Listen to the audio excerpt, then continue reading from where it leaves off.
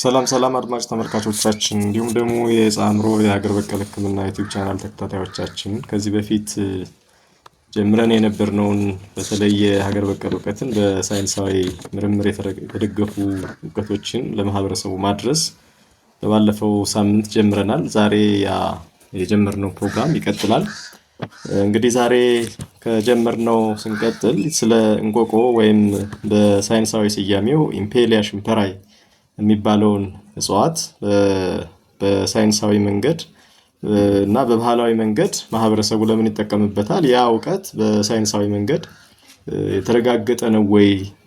እንዴትስ ተረጋገጠ? የሚሉትን ሂደቶች ነው የምናየው። እንግዲህ እንቆቆ በኢትዮጵያ ውስጥ ለዘመናት ለኮሶ መድኃኒትነት ሲያገለግል የቆየ ሲሆን በላብራቶሪ ሙከራዎች ውጤታማነቱ ከፍተኛ ደረጃ ተረጋግጧል።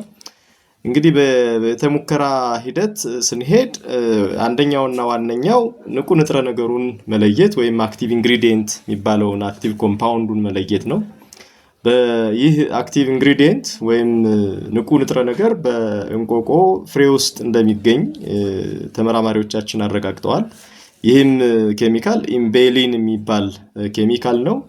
ኬሚካሉ በተለይ ጸረ ትላትል እና ጸረ ብግነት ጥቅም ያለው መሆኑንም አረጋግጠውልናል።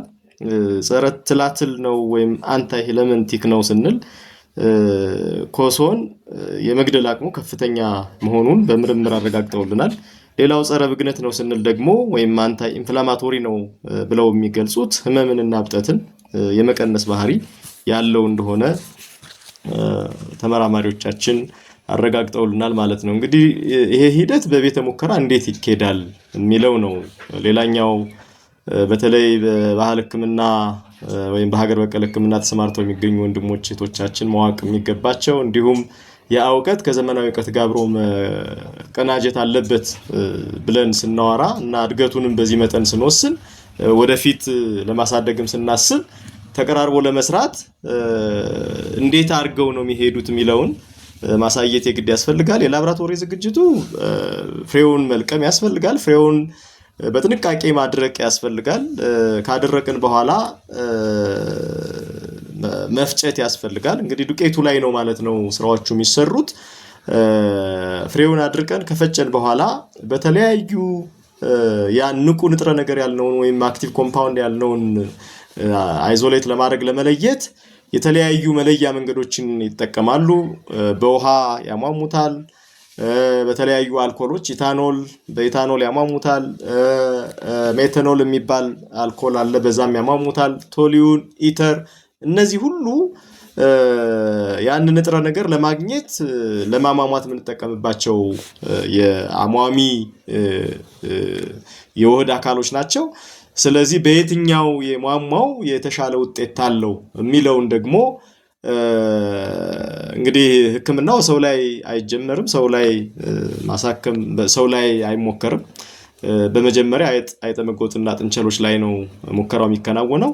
ስለዚህ በውሃም የለየነው ንቁ ንጥረ ነገር፣ በኢታኖል የለየነው ንቁ ንጥረ ነገር፣ በሜታኖል የለየነው ንቁ ንጥረ ነገር ሁለቱንም በዚህ ከለየን በኋላ እንስሶች በዚህ በሽታ እንዲያዙ ማድረግና ለእንስሶች ለ14 ቀን ለ48 ሰዓት ለ72 ሰዓት እንዲሁም ለተራዘመ ጊዜ ያንን በመስጠት እንዴት ከበሽታው በምን አይነት መንገድ ዳኑ የሚለውን ሙከራ ነው የሚሰሩት። በ72 ሰዓታት ውስጥ በተለይ የኮሶ ትልል ሊፈጥሩ የሚችሉ እንቁላሎችን ያሏቸውን አይጦች በእነሱ ላይ ነው ሙከራው የተከናወነው። በተለያየ መጠን ተሰጣቸው። በ72 ሰዓት በተለይ በሜታኖል የሟሟው ንቁ ንጥረ ነገር ኦልሞስት 90% እንቁላሉን በመግደል ውጤት ያሳየ መሆኑን የምርምር ውጤቱ ያሳየናል ማለት ነው። ስለዚህ ከዚህ በኋላ ውጤታማነቱ በዚህ መጠን ከተገለጸልን በኋላ የደህንነት ጉዳይ እንዴት ነው ዶዙን የምንወስነው የሚለውም ዶዙንም በዚህ መጠን ወስነው ይህ ዕውቀት የባህላዊ ወይም ሀገር በቀል ዕውቀት በሳይንሱም ተረጋግጦ ውጤት ማምጣት መቻሉን በዚህ መንገድ አይተናል። እንግዲህ አይጦች ላይ አይጠመጎት ላይ ጥንቸል ላይ እንደዚህ አይነት ለውጥ ከመጣ በኋላ ቀጣይ ሂደቱ ምንድነው ማለት ነው? ወደ ሰዎች ፍቃደኛ ወደ ሆኑ ሰዎች ሙከራው ይከናወናል ማለት ነው። ዶዙ ከተወሰነ ውጤታማነቱን ካረጋገጥን በየትኛው ነው ንቁ ንጥረ ነገሩ በየትኛው አሟሚ ነው የተሻለ ንቁ ንጥረ ነገር የተገኘው የሚለው ከተወሰነ በኋላ በብዛት ያ አክቲቭ ኢንግሪዲየንት ወይም ንቁ ንጥረ ነገር ለይተን ወዴት ነው የምንወስደው ማለት ነው? ወደ ክሊኒካል ትራያሎች ወይም ሰው ላይ ወደሚደረግ ሙከራ ይሄዳል። ሰው ላይም በዛ መጠን ውጤት ካመጣ ታብሌቱ በከፍተኛ ደረጃ በፋብሪካ ደረጃ እንዲመረት ይደረጋል ማለት ነውና በዛሬው ዕለት እንቆቆን በዚህ መልኩ ሳይንቲስቶቻችን ተመራማሪዎቻችን የሀገራችን ነባር ዕውቀት ወይም የሀገር በቀል ዕውቀት በሳይንሳዊ መንገዱም ዕውቀቱ በጣም ትክክለኛ መሆኑን ማረጋገጣቸውን እናያለን። እንግዲህ በዚህ ሂደት ውስጥ ብዙ ቁም ነገሮችን ያየን የጨበጥን ይመስለኛል። ብዙ ጊዜ ዕውቀቶቻችን ጥንታዊ ዕውቀቶቻችን ከጥንታዊ መዛግብት ከጥንታዊ ብራና ዶክመንቶች የምናገኛቸው ዕውቀቶች አባቶቻችን እንዲሁ ሞክረው ተጠቅመውበት ያለፉበት ጊዜ ነበር። አሁን ደግሞ ዘመኑም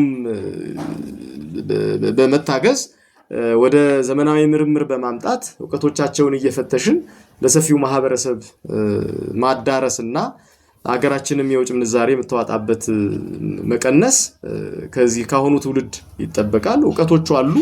ዕውቀቶቹን ሳይንሳዊ ማድረግ እጅግ በጣም ጠቃሚና ሀገርንም የሚጠቅም ህዝብንም የሚጠቅም ዜጎቻችንንም ደግሞ በሀገራቸው እንዲኮሩ በሀገራቸው ዕውቀት እንዲታበዩ ማድረግ ይቻላልና ይሄንን ዘርፍ ማበረታታት በጣም ተገቢ ነው።